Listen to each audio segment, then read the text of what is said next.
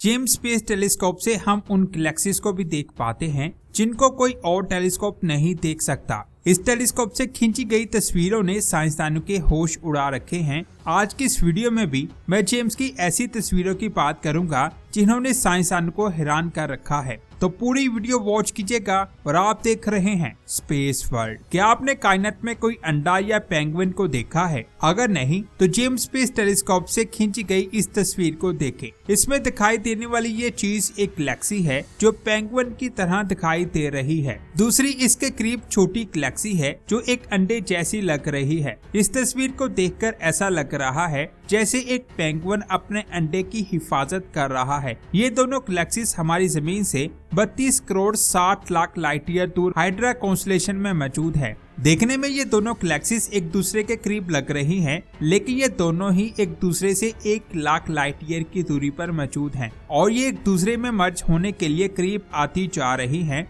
साइंसदान के मुताबिक कुछ लाख सालों में ये दोनों गैलेक्सीज एक दूसरे में मर्ज हो जाएंगी और फिर वहाँ सिर्फ एक गैलेक्सी दिखाई देगी। इस गैलेक्सी का नाम NGC 2963 है। इस गैलेक्सी को NGC 2967 का नाम दिया गया है। इसी तस्वीर में राइट साइड पर आपको एक और गैलेक्सी दिखाई दे रही है जिसका कलर ब्लू है। ये गैलेक्सी इन दोनों गैलेक्सीज का हिस्सा नहीं है और ये दोनों गैलेक्सीज इन दोनों गैलेक्सी से 10 करोड़ लाइट ईयर की दूरी पर मौजूद है। इस गैलेक्सी का नाम PGC 1237172 रखा गया है और ये गैलेक्सी बहुत ज्यादा यंग है और इस गैलेक्सी में लगातार स्टार्स की फॉर्मेशन हो रही है। जो नए स्टार्स बन रहे हैं उनका कलर ब्लू है, इसीलिए ये गैलेक्सी हमें ब्लू दिखाई दे रही है। हबल स्पेस टेलीस्कोप से भी इन गैलेक्सीज की तस्वीर खींची गई है, लेकिन जेम्स स्पेस टेलीस्कोप की तस्वीर में चीजें ज्यादा क्लियर दिखाई दे रही हैं। इस गैलेक्सी का सेंटर इसकी चोंच में है। ऐसा लग रहा है जैसे ये किसी पेंगुइन की आंख हो।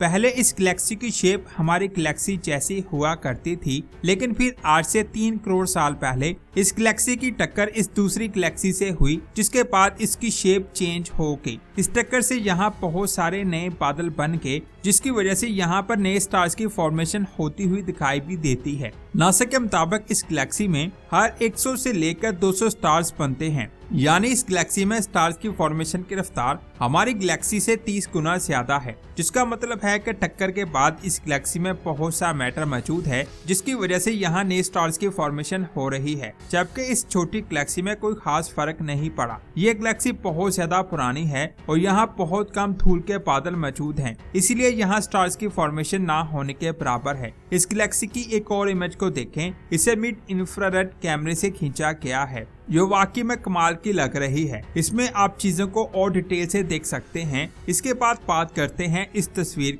ये तस्वीर एक डायमंड रिंग की तरह दिखाई दे रही है, लेकिन ये एक गुजार है और इस तस्वीर में आपको 3 या 4 गुजार दिखाई देंगे। लेकिन हैरान करने वाली बात ये है कि ये 3 या 4 नहीं बल्कि एक ही गुजार है। असल में जमीन और गुजार के सेंटर में कोई गैलेक्सी आ रही है। जब गुजार की लाइट इस गैलेक्सी के सेंटर से गुजरती है तो वो बेंड हो जाती है, जिससे हमें यहाँ पर कई गुजार दिखाई दे रही हैं। इन गुजार का नाम है RX 113112231। जेम्स स्पेस टेलीस्कोप ने इसकी तस्वीर को मिड इंफ्रारेड लाइट में खींचा है। इस लाइट की वजह से साइंसदान बादलों के अंदर छुपी चीजों को भी देख पाते हैं। इस तस्वीर के सेंटर में आपको ब्लू निशान दिखाई दे रहा है। ये गैलेक्सी है जो हमारी गैलेक्सी के करीब मौजूद है, यानी ये गैलेक्सी उस गुजार और हमारी जमीन के बीच मौजूद है और इसी गैलेक्सी की वजह से इस गुजार की लाइट बेंड हो रही है और जेम्स स्पेस टेलीस्कोप ने उस बेंड लाइट को कैप्चर किया और फिर इसकी तस्वीर को जमीन तक पहुंचाया, जिसकी वजह से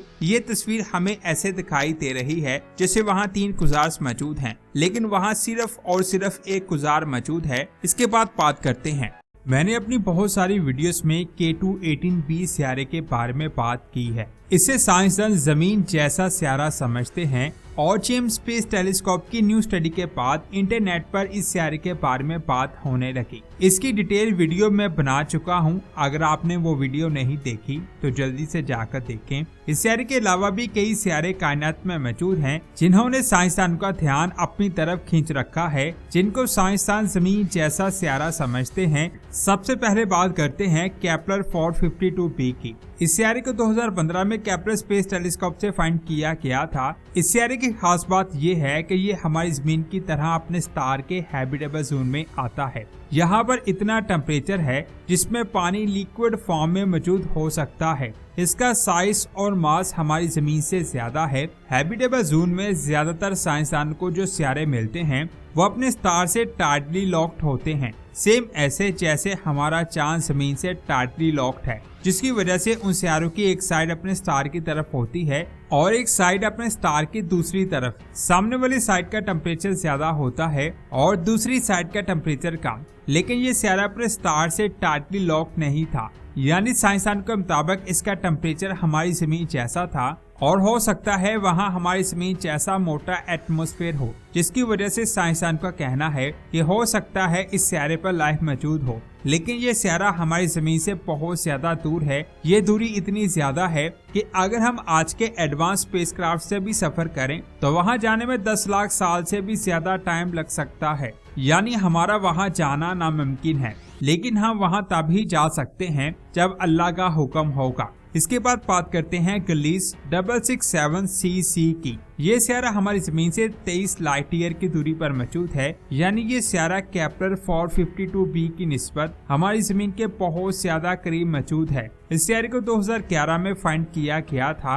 ये भी हमारी जमीन की तरह अपने स्टार के हैबिटेबल जोन में आता है, लेकिन ये सियारा अपने स्टार के हैबिटेबल जोन के आखिरी किनारे पर मौजूद है। इसके स्टार की सतह का टेम्परेचर 3700 डिग्री है, जो हमारे सूरज की सतह के टेम्परेचर से कम है। इसीलिए इसका हैबिटेबल जोन स्टार के बहुत ज्यादा करीब है। करीब होने की वजह से ये अपने स्टार के गिर्द अपना एक चक्कर 22 दिनों में कंप्लीट करता है और ये अपने स्टार से टाइटली लॉक्ड है, जिसकी वजह से इसकी एक साइड अपने स्टार की तरफ होती है और एक साइड अपने स्टार की दूसरी तरफ होती है। जो साइड अपने स्टार की तरफ होती है वहाँ हमेशा दिन होता है और वहाँ सूरज की रोशनी मुसलसल पड़ने की वजह से उस साइड का टेम्परेचर भी ज्यादा हो जाता है। और जो साइड स्टार की दूसरी तरफ होती है वहाँ हमेशा रात होती है और वहाँ का टेम्परेचर भी बहुत ज्यादा कम होता है। साइंसदान के मुताबिक इन दोनों साइड्स के दरमियान जो जगह है वहाँ ना टेम्परेचर ज्यादा है और ना कम, बल्कि वहाँ ऐसा टेम्परेचर है यहाँ पानी लिक्विड फॉर्म में हो सकता है और यहाँ पानी होता है वहाँ लाइफ के चांसेस भी हो सकते हैं। रिपोर्ट के मुताबिक इसका साइज और मास हमारी जमीन से ज्यादा है,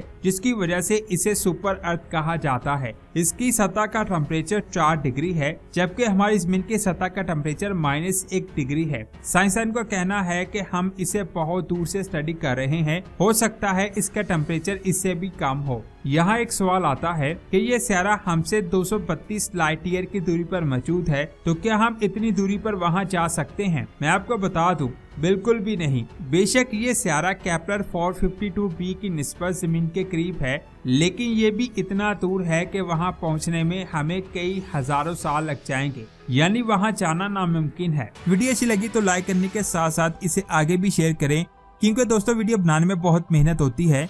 आप लाइक और शेयर करते हैं तो हमारा हौसला बढ़ता रहता है।